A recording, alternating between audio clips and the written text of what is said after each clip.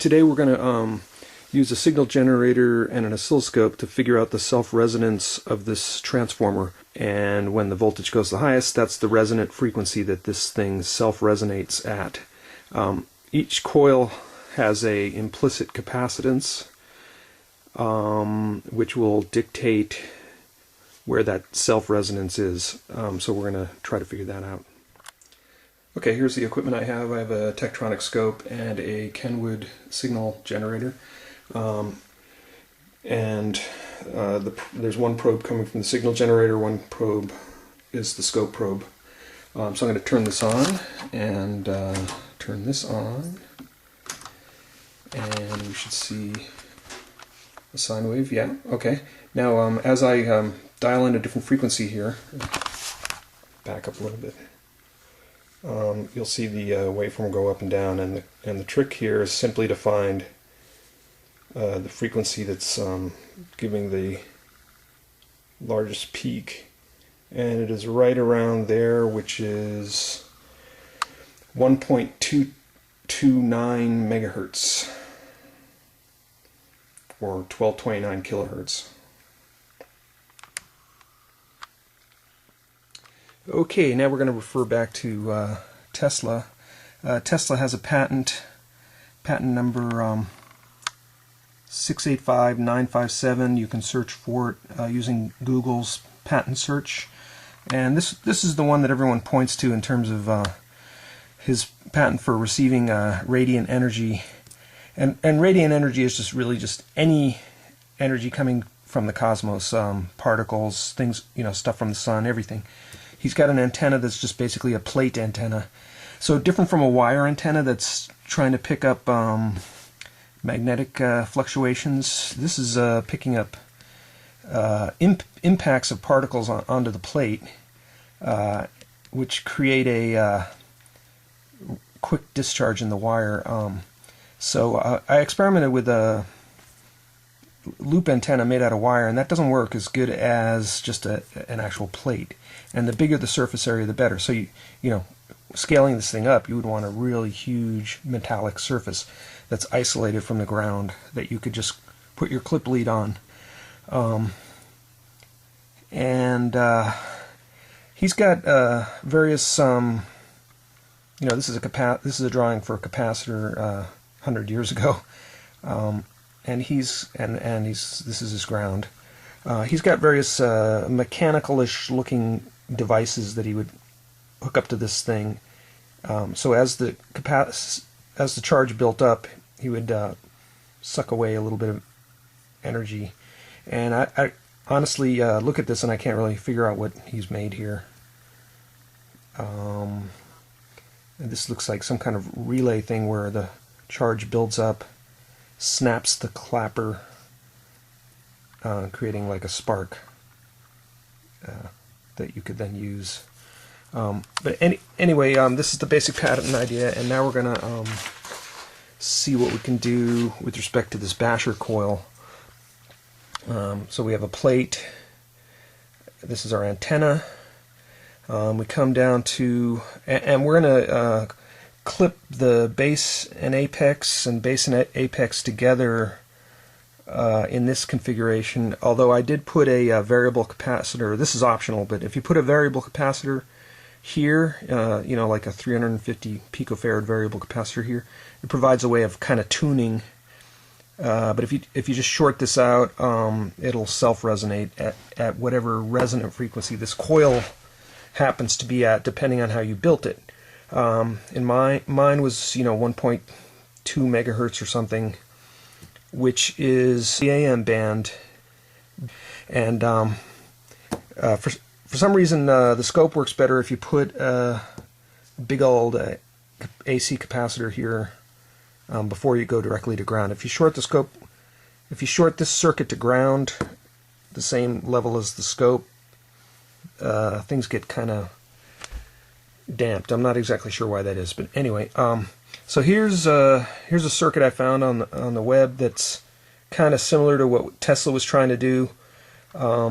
The AC signal comes in and can take two different paths through these capacitors. These are 0.1 0.01 microfarad ceramic capacitors.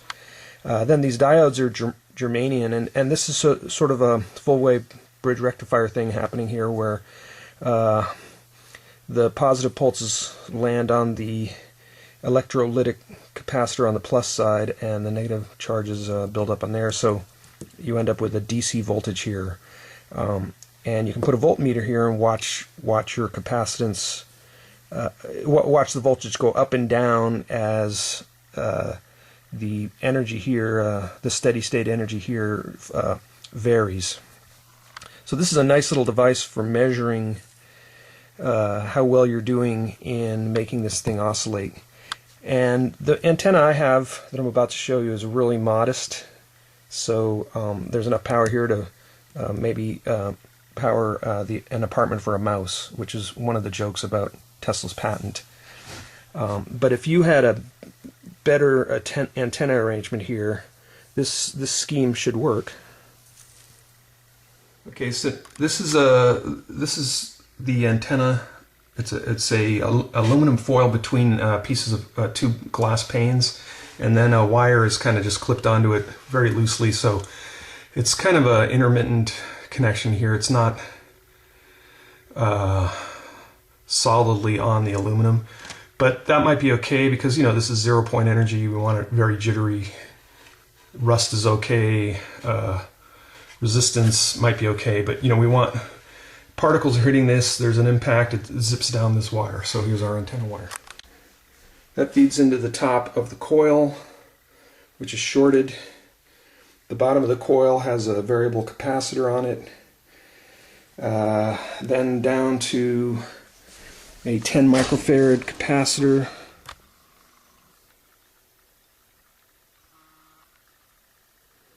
And then that goes on to ground, which in my case is just the plumbing of my house.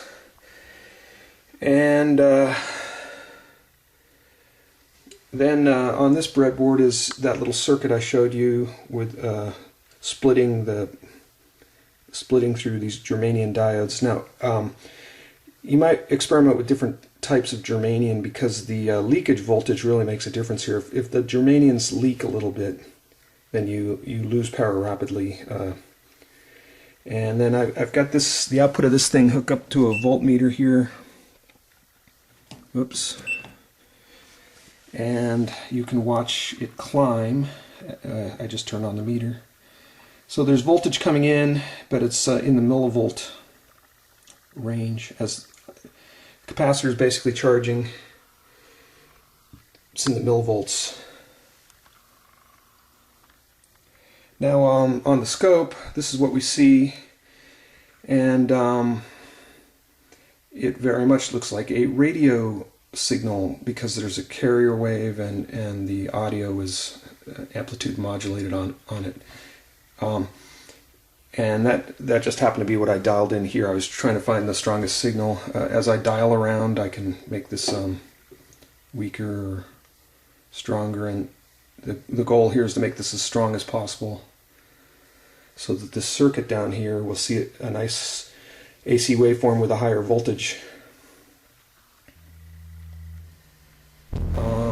So this scope is set to 50 millivolts per division, so this is pretty much 1 to 4.1, I'm sorry, 0.1 to 0.4 volts peak to peak. So that's a really low voltage, and it's oscillating at this frequency or near it because of the coil's self-resonance.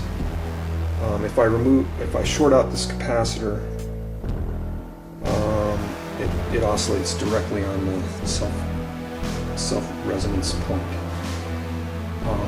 So anyway, here is another sort of proof of concept of pulling energy from the air using a Tesla patent idea. Having this coil serve as a traditional coil, but I guess the question is it better in some way? I do notice that if you remove the antenna, so I'm removing the antenna, there's still a waveform here. It's just not as strong. So this this device is an antenna unto itself. It doesn't really need that plate, which is interesting because normally a coil doesn't pick up very much. So maybe this thing right at this center point here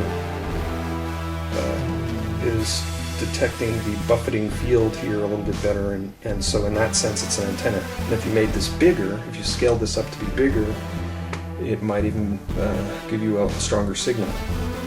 So I'm encouraged by this idea, because this is sort of combination coil antenna, giving you a higher signal, but certainly augmenting it with a additional plate capacitor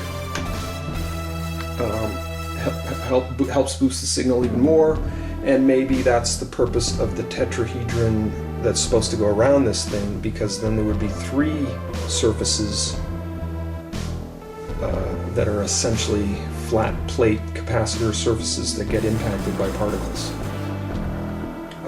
So I can see this thing working, but my small scaled down version of this thing produces kind of a low voltage from all the radio signals coming in, and the charging sort of is settling at around 22 millivolts.